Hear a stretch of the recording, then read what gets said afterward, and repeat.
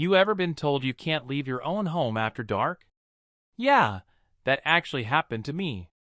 It started with a letter taped to my front door that read, "All residents must remain indoors. After 8 p.m. violators will be fined and subject to enforcement."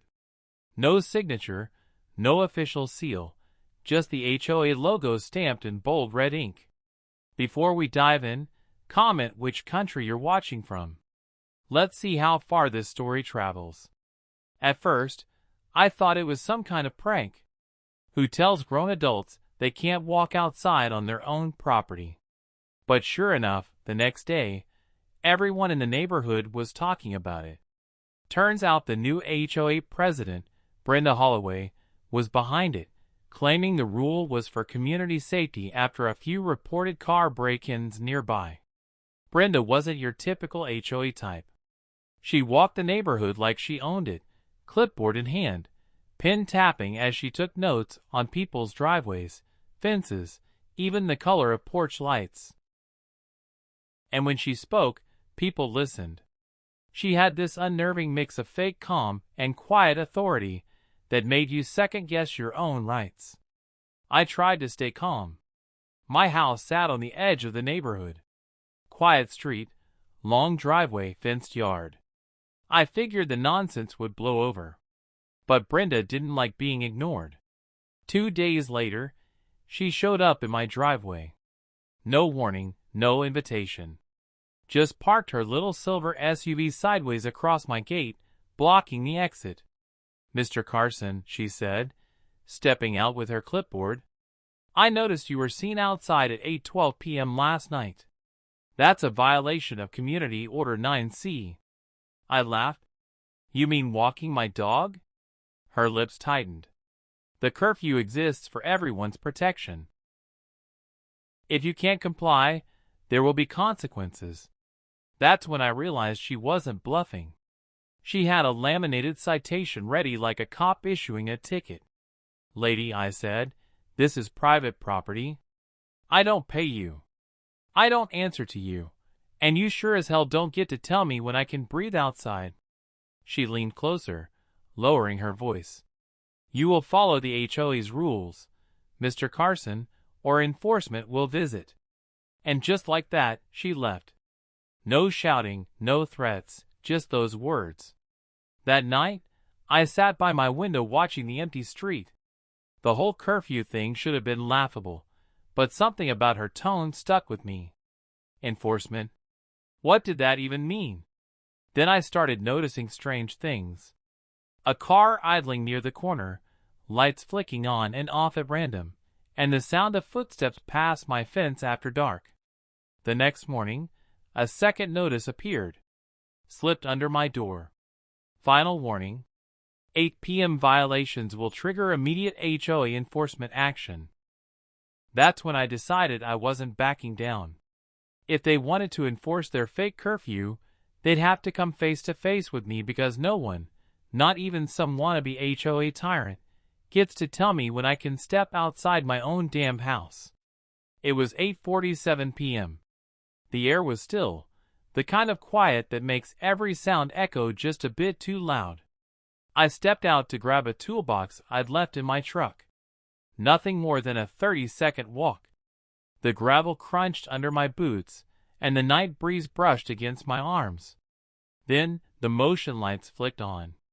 2 figures stood at the edge of my driveway. Black shirts, bold white letters across the chest that read, "HOA, not security, not police." Just 3 letters they thought gave them power. One of them called out, "Evening, Mr. Carson. You're aware it's past curfew, right?" I straightened, keeping my voice calm. "You're aware this is private property, right?" He ignored me and gestured to his buddy. "Document this. He's violating 9C again." That's when I took my phone out and started recording.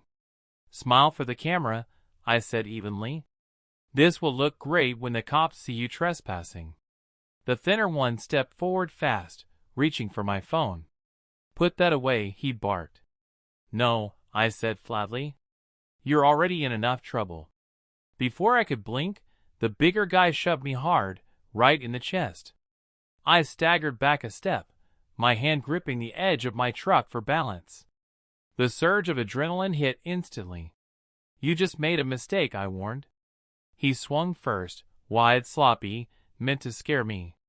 I ducked under it, caught his wrist twisted, and used his own weight to throw him down hard onto the gravel. The crunch beneath him echoed sharp in the quiet night. The other lunged from behind, trying to grab me by the arm. I spun, caught his elbow, and drove it down across my forearm.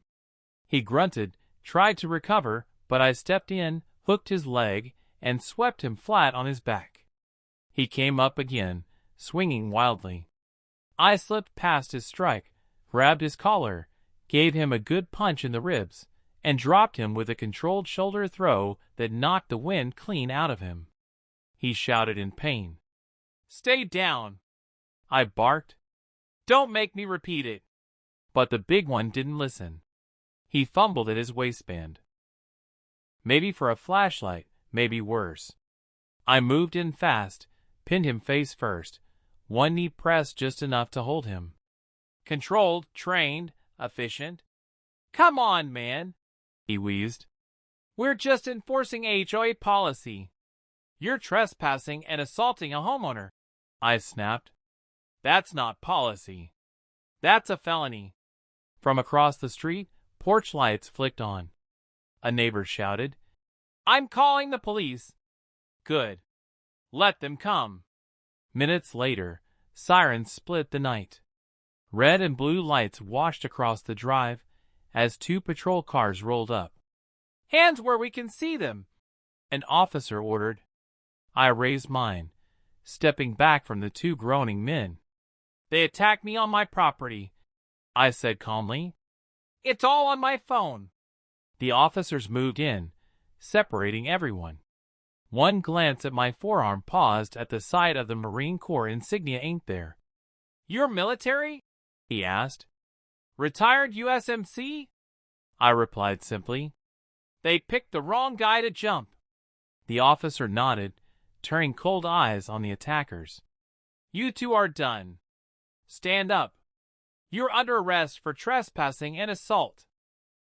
As the cuffs clicked, Brenda Holloway's voice carried faintly from across the street, panicked, shouting something about misunderstandings.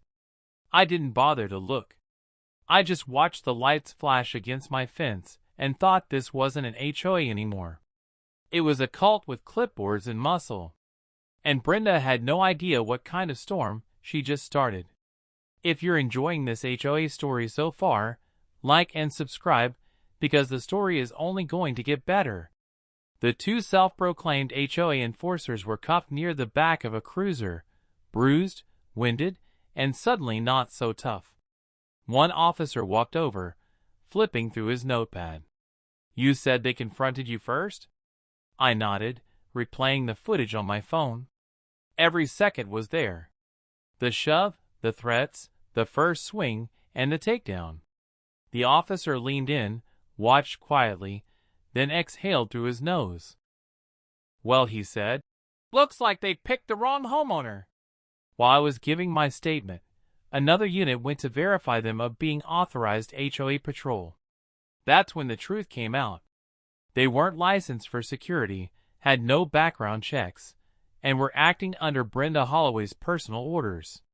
She created a so-called community enforcement division after the supposed curfew violations and told them they had permission to detain residents if necessary. That lie unraveled fast. Brenda herself came marching down the street in a bathrobe, shouting that it was all a misunderstanding. The officers didn't buy it. They separated her, ran her name, and discovered multiple complaints already filed by other residents for harassment and intimidation. By midnight, everyone involved was taken downtown. The two enforcers were booked for trespassing, assault, and unlawful restraint. Brenda faced criminal impersonation of a security official, incitement, and conspiracy to commit assault. A detective pulled me aside before leaving. "Mr. Carson," he said, "I read your background report." "Marine Corps retired," I replied. He smirked. Figures. Most folks wouldn't have handled it that cleanly. The next few days were chaos. Local news stations picked up the story. HOA president arrested for fake curfew patrol assault. Cameras rolled through the neighborhood. Reporters called it a case study in overreach. The HOA board held an emergency meeting without Brenda and voted unanimously to dissolve the entire enforcement program. I filed charges myself soon after: assault, trespass, emotional distress, and defamation. Between my footage, the police report, and Brenda's own written memos, the case was ironclad.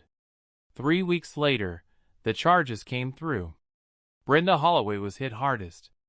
$25,000 in civil fines, a restraining order for my property, and full removal from her HOA position. The county labeled her unfit for neighborhood management.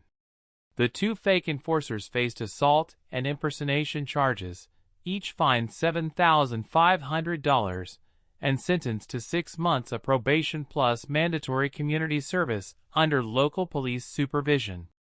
The HOA was fined heavily and legally barred from enforcing curfews or patrol policies ever again. Standing in my yard that evening, the air finally felt normal again. Quiet, peaceful, free. They said the curfew was to keep us safe. But sometimes the real danger isn't outside your door. It's the people pretending to protect it.